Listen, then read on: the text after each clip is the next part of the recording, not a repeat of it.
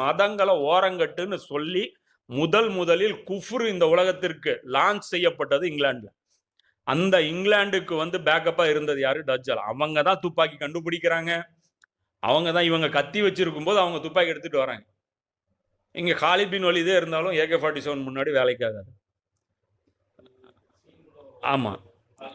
என்னதான் வாள் இப்படின்னு வீசினீங்க, அவன் எடுத்துட்டு வந்து ஒரு புல்லட் அடிச்சானா அப்படிதான் நடந்திருக்கு கூத்து. படை எடுத்துட்டு வராங்க. எத்தனை பேரு? 50. 50 தானே வரட்டும்னாங்க. வந்தவன் துப்பாக்கி 100 மீட்டர் முன்னாடியே எல்லாரையும் காலி. கிட்டே போக முடியாது. நீங்க ஒரு வெள்ளைக்காரனையும் கொல்ல முடியாது.